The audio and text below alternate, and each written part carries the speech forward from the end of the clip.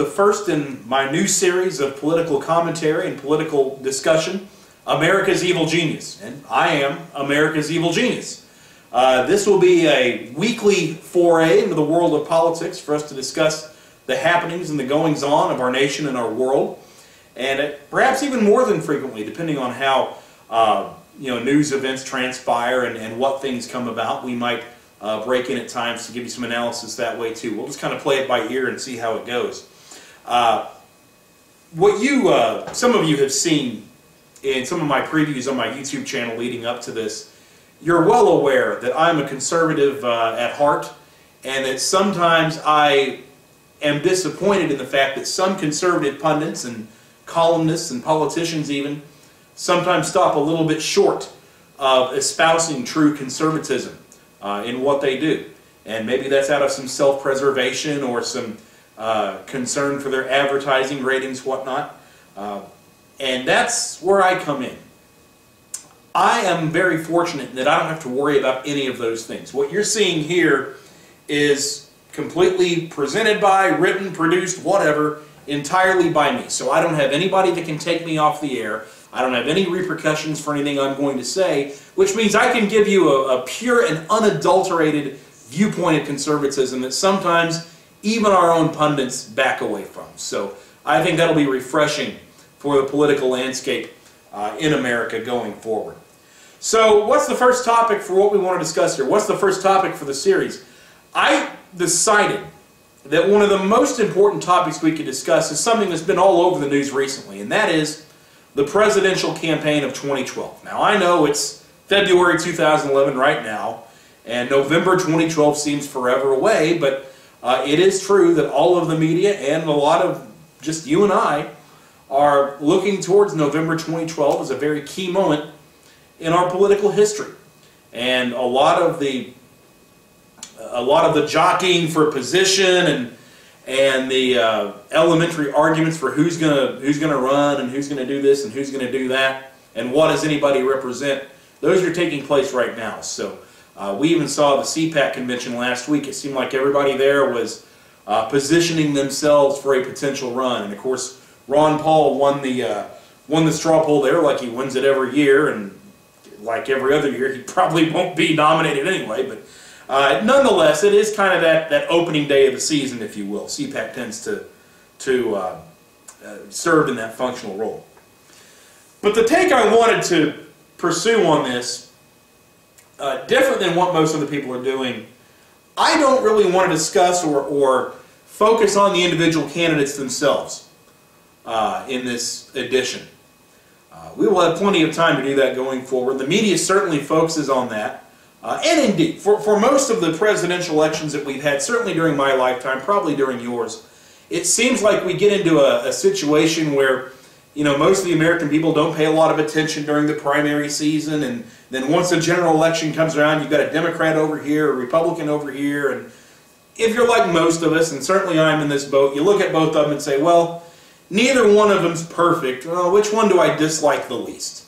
And you kind of fit in what your viewpoint is to one of the established candidates. You kind of try to fit their mold and support them accordingly.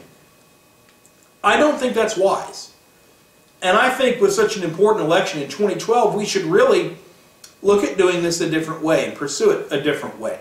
I think that it would be smarter, instead of waiting around for the candidates to be established and then trying to fit ourselves into what those candidates bring to the table, let's instead be upfront about what we are looking for out of a presidential candidate.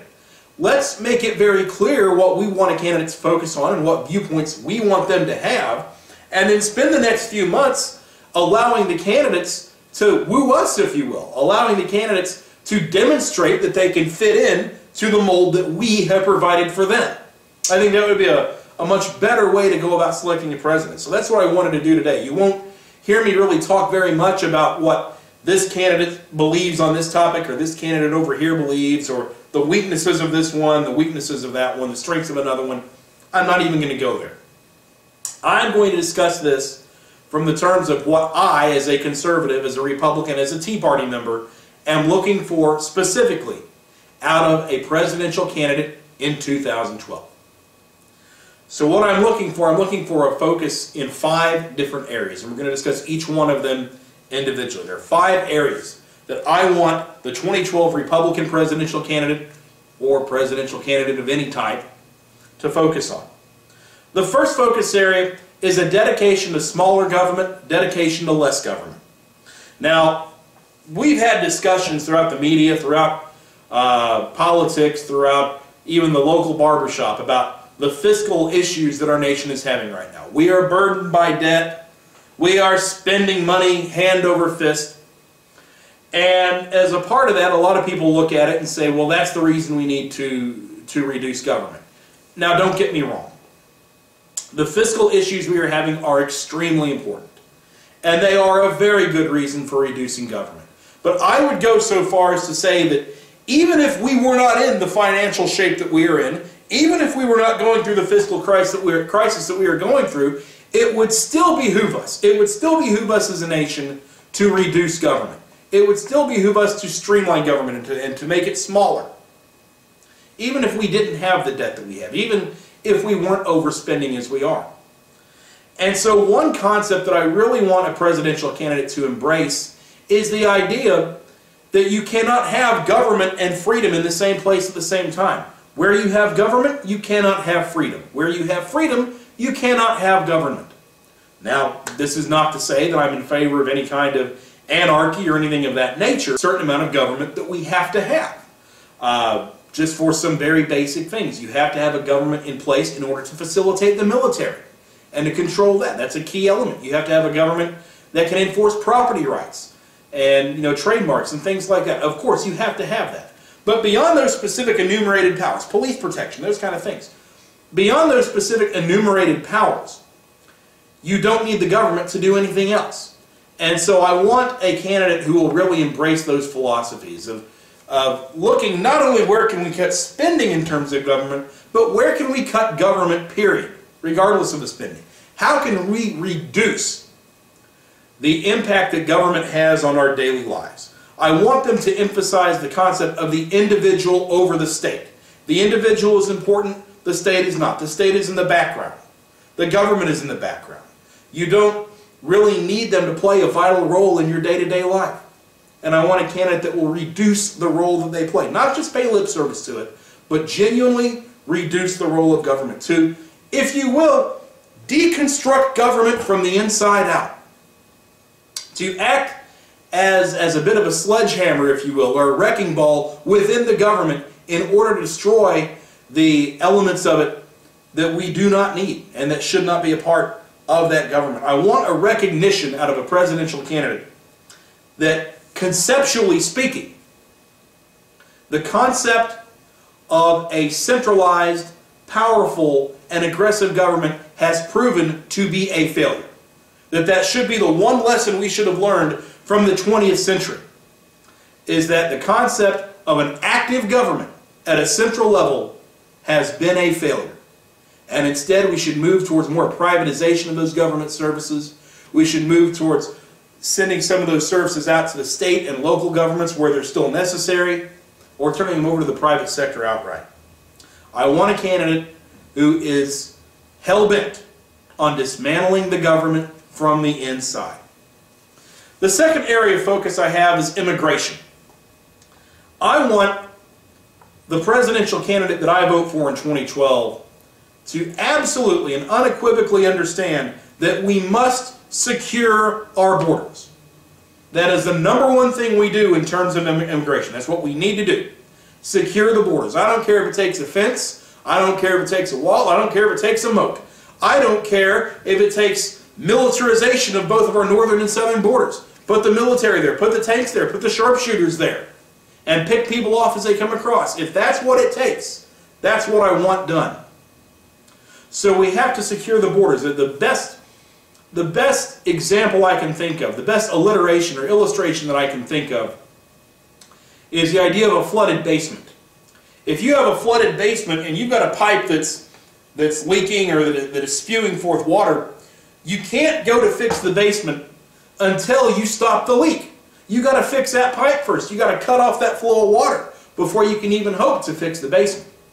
Well, we've got to cut off the flow of that spigot of illegal aliens that are coming across our border and invading our country. I want that candidate in 2012 to recognize the threat and the danger that these illegal immigrants provide to us. Recognize them for the criminals that they are. Recognize that they are a danger to us. They are not just, nice people who just happen to be here, who, we really do owe them a living. No, we don't owe them anything. They invaded our country. We didn't invade theirs. So we don't owe them jack squat. Recognize them for the criminals they are and deal with them accordingly. Now, I know some of you are saying, well, you can't deport 40 million illegal aliens, or whatever the number is now. I don't know what the number is. It's high. You're going to say you can't deport all of those people. Well, in the short term, you're probably right. You can't overnight just deport all those people. But you can facilitate an environment in which it is disadvantageous for those illegal immigrants to stay here in America. You can make things so bad for them that of their own volition, they will leave. They will take it upon themselves to say, hey, the gravy train is over. We're not getting any more free health care. We're not getting these jobs. We're not getting this, that, and the other thing. We're just going to leave. It's no longer advantageous for us to be here. It's dangerous for us to be here. That's what I want a candidate to pursue. That's the way I want them to look at immigration. I want them also to commit to no amnesty. No amnesty for these illegal immigrants at all. You cannot solve any problem in life, be it immigration or anything else. You cannot solve any problem by rewarding the wrong behavior. These illegal aliens broke the law when they entered our country. Now, you can spin it how you want to. You can justify it how you want to. Or you can put the touchy-feely, points of emphasis on there that the left always wants to do. But the bottom line is these people are lawbreakers by the fact that they crossed our border, period. No amnesty. You do not reward the incorrect behavior. And that needs to be the starting point for how we deal with immigration.